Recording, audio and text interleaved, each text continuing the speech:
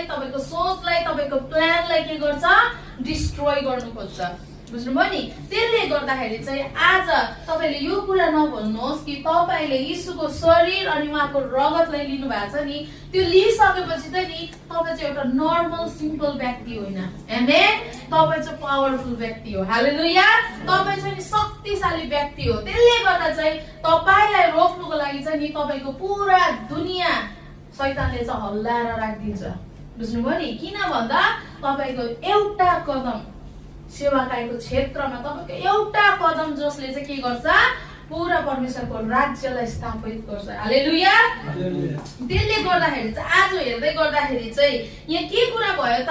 हामीले प्लान गरेको थियो नेक्स्ट विक हामी जाने, तर यति साह्रो माइन्ड त्यो डिस्टर्ब भयो नि। अनि मैले आज पोस्ट गर्न हिजो हरेक 24 आवर अगाडि हामीले लिस्ट पोस्ट गर्थ्यो कि हाम्रो कुन विषयमा छ। मैले बनाएको छु, फेरि मेरो फोनमा सबै एडिटिङहरू सबै गरेर राखेँ, तर मैले पोस्ट गर्नु नै बिर्सेछु। किन भन्दा हिजो अचानक मेरो हस्बेन्ड अनि मेरो चाहिँ मर्निङमा के भयो, प्लान भयो कि हामी कहीँ जान लागेको थियो माइन्ड फ्रेसको लागि। तर उहाँले भन्नुभयो हामी त्यहाँ कहीँ जानु भन्दा बुढी बरु के गरौँ, हामी डाइरेक्ट त्यतै जाउँ, घुमेको जस्तो पनि हुने सेवाकाई पनि हुने भनेर हामी गयौँ। अनि त्यो ठाउँमा जाँदै गर्दाखेरि हिजो चाहिँ हामी अचानक त्यसरी हिँड्नु पर्दा अब हिजोकै दिनमा यति बिघ्न काम थियो कि तपाईँलाई भन्नुपर्दा म बिहान उठेकोदेखि नि बेलुका त्यो ठाउँमा सुसमाचार सुनाएर फर्किन्जल त्यो सुतेको टाइम मात्रै मैले रेस्ट गरेको। मेरो हस्बेन्ड हुनुहुन्छ, मैले भने एक सेकेन्ड पनि म बिसाउनु पाइनँ। खाना खाँदा बाहेक त्यहाँदेखिको कामको मै छक्क परेँ। भनेपछि दुष्टले हेर्नु कति डरलाग्दो रोक्नुको लागि प्लान गरेको थियो।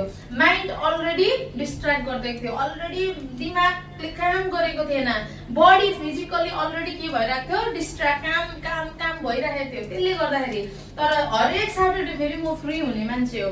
तर हिजोको दिन सेवाकाईको लागि हामीले सोच्दै गर्दा के भयो? काम यति बिग्न भयो। म र हस्बेन्डले प्लान गरेको थियौँ हामी 11 नभए 2 बजी चाहिँ निक्लियौँ भनेको थियो, तर घरबाट निक्लिँदा त 6:30 पो हुनु लागेको थियो है। त्यसले गर्दाखेरि चाहिँ यति साह्रो भयो। तर प्रभुलाई धन्यवाद होस्, शक्तिशाली काम भएको छ। आमेन।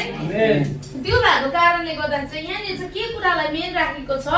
यहाँनिर चाहिँ चेलाहरू यीशुसँग चाहिँ को पनि गएको रहेछ? चेलाहरू पनि साथमा गएको छ। आमेन।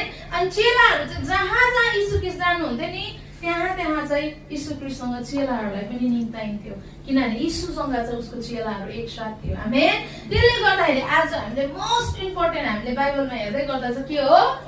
चेला बनाउने। हालेलुया। चेला बनाउनु चाहिँ इम्पोर्टेन्ट छ। बुझ्नुभयो नि? यदि हामीले चेला बनाइन्न भने तपाईको सेकेन्ड काम, तपाईको एब्सेन्टमा त्यो व्यक्तिले काम गर्नु सक्दैन।